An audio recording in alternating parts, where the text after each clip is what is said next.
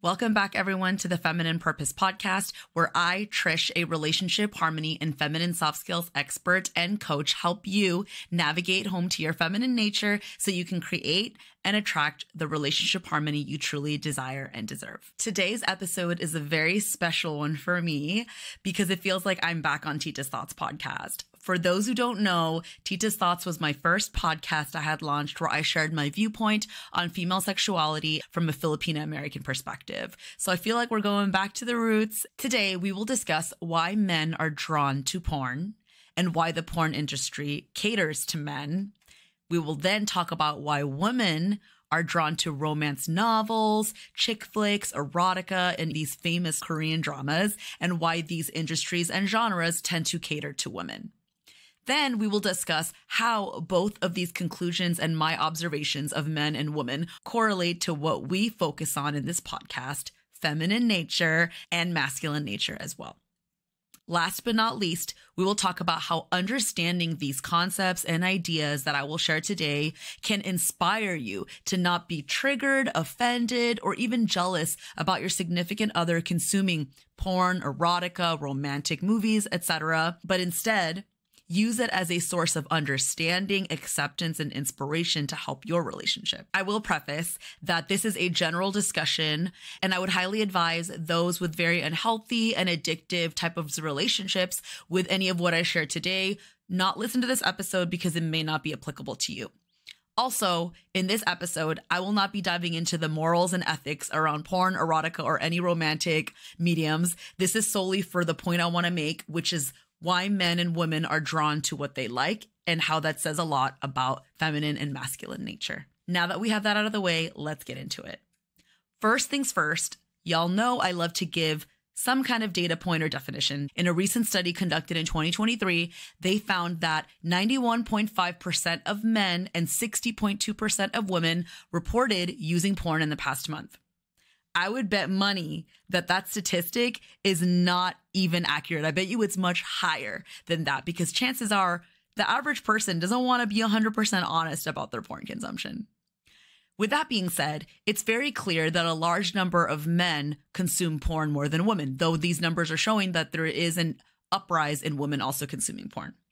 So why are men drawn to porn? There are very obvious reasons like masturbation, dopamine hits, they're single, they're lonely, they need a release, being maybe in a sexless relationship or marriage. And overall, studies show that men are visual creatures, though I would argue women are as well. But that's a side tangent we won't discuss. Today, we will talk specifically why men are drawn to porn. But what specifically is drawing men to porn? Is it truly just the visual? My theory is that overall, the average man is drawn to how the women act in porn because how are they usually acting? Submissive. Ding, ding, ding. You had to know where I was going with that, right?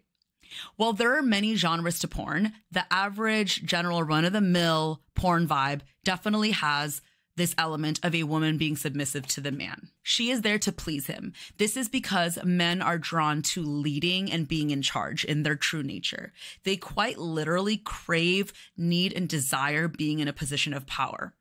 Every relationship has somewhat of a power dynamic. While it may change depending on the situation that two people are in their relationship, generally speaking, nature does tend to show us that men thrive more when they are leading, protecting, and providing.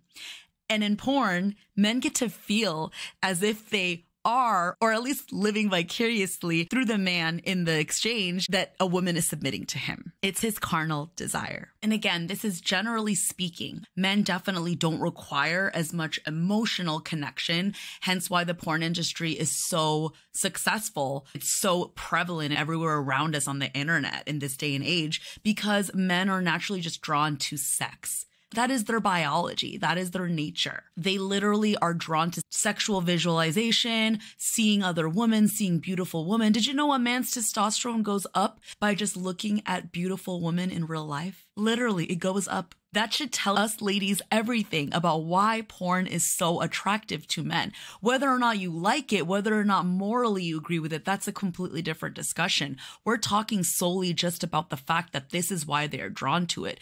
They are visual creatures. They literally see it, they like it, okay. It's simple as that. They don't think about it afterwards. Okay. It doesn't linger in their mind like that. Once they're done, they're done. It's very superficial. It doesn't give them any kind of depth. A lot of men will express that they have slept with many women and they don't have emotional ties or connections with them before, during, or after. They just don't. So we've established what element I think men are naturally drawn to in porn and how that does correlate to masculinity. Next up, let's discuss us ladies. Why are we women drawn to romance novels, movies, and shows?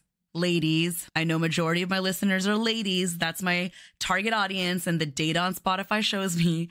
Ladies, let's ask ourselves, be honest here. How are men usually acting in these types of romantic storylines? I bet you a few words that come to mind are protecting, providing, leading, and last but not least, overall masculine. The male protagonist is usually whisking his woman away for some romantic trip, wooing her, opening her door, buying her flowers. He saves her from the big bad wolf. You know where I'm going with this. Even in modern day films, the man is still seen in a masculine energy and role, which is exactly why women are swooning over these stories and male archetypes and protagonists. My husband and I were rewatching Crash Landing on You, a Korean show on Netflix. If you haven't seen it, you need to watch it. Seriously, sis, go watch it, because I promise you, watching Crash Landing on You is like a crash course on feminine and masculine polarity. Seriously, you have to watch it and DM me what you think about the show. Without giving it away, if you haven't seen it, I won't spoil it. At a high level, the female protagonist is what we would call a boss bitch archetype.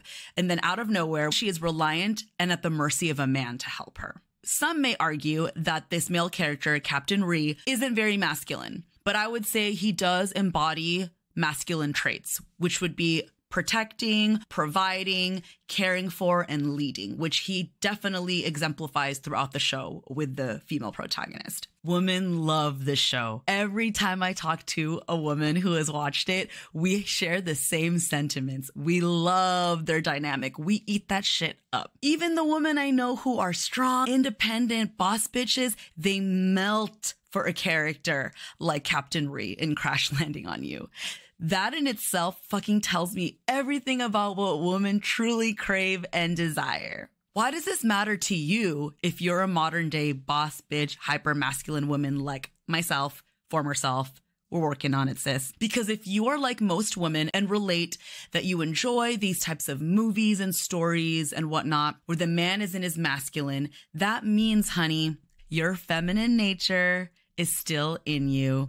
You just haven't had a chance to recognize, honor, and return home to her. I'll say that again. If you have a desire to be led, protected, all of the above by a masculine man, but you also are conflicted because you see it as being submissive as a bad thing, we just have to break down your walls so that you can finally admit and feel safe to admit that that's what you desire. Now that we've discussed my theory on the whys, why men like what they like and why women like what they like, how will we use this information to make some changes in our relationship? Clearly, we women are not expecting our man to be just like Captain Ree or insert whatever male protagonist that's super romantic here. But it wouldn't hurt if our man was protecting us and leading us and providing for us in some shape or form, not necessarily financially, though that can be one way he provides. And clearly, the average healthy man will not be expecting you to have sex like his favorite porn star. And if he does, and if you as a woman are also expecting princess treatment like the prince always gives her, both of y'all need some help and a fat reality check. How can we use what we discussed here to help you in your relationship? First, fully understand that what we just discussed is natural. It's natural for men to be drawn to what they're drawn to, and it's natural for women to be drawn to what they are drawn to. Do your best to stop taking offense or feeling insecure about your partner finding other people attractive, whether it's porn, movies, etc. As long as you and your partner have a healthy, active sex life, don't worry about Captain Ree, boys, and don't worry about Asa Akira, ladies. I said it. I would challenge us to accept, again, that we men and women are drawn to what we're drawn to because there's still a lot of nature coming into play. I'm not saying that we are purely just animalistic creatures that don't have self-discipline. All I'm pointing out is there is a simple biological reason as to why men are drawn to what they're drawn to and why women are drawn to what they are drawn to. Use your discernment, ladies. Enjoy what you like. He can enjoy what he likes. Don't expect that you both need to live up to these fantasies, okay? Use the information to fuel your relationship. Ladies, you don't need to be submissive 24/7, but you also shouldn't be acting like the man 24/7. In some shape or form, learn how to tap into that receiving feminine energy. And if you are a guy listening, learn to be a little more masculine for your lady. Take the lead, protect her, make her feel safe, learn how to make her feel vulnerable. But I will preface that it definitely takes two. And oftentimes the woman can inspire the masculine. I've seen it's harder for the man to inspire the feminine. That's just my observation. Take it for what it is. As always, I'm here if you want additional support because a podcast can only cover so much. If you want to schedule a free discovery call, coffee chat with me to talk one-on-one to see if I'm the right coach for you, just click the link in my bio and you have access to my Calendly and we can set up some time to chat, sis. I promise you it takes time and support to put the information I'm talking about in this podcast into action, but that's why I'm here and why I invest my time into providing you all with free resources like my podcast and my content on TikTok and Instagram. If we work together, I will get to know you and break down exactly how we will game plan on how we can get you from someone who's constantly triggered by some of what we discuss here. Like my former self, I was very insecure about other women. We can work on getting you from this place of a jaded or no relationship with your femininity to one where you're very secure in your feminine nature and you know how to lean into that to help transform and create a better relationship dynamic for you. We can help you go from a woman who's so insecure about other women in porn to someone who won't even flinch at the thought of it. I promise you it can happen. It happened to me. So there you have it, ladies. Today we discussed why men are so drawn to porn and what attribute women are showcasing in porn, which explains the strong interest that men have. We also discussed why women are so obsessed with chick flicks, romantic comedies, Korean dramas, because the men are in their natural masculine energy, which explains why we swoon over these male archetypes. And last but not least, I shared with y'all a few nuggets of wisdom to help you start accepting all of this information and allowing that to not prevent you, but help inspire you to change your relationship dynamic. That's it for today. I hope y'all found this episode interesting, useful. I'll catch y'all in the next one.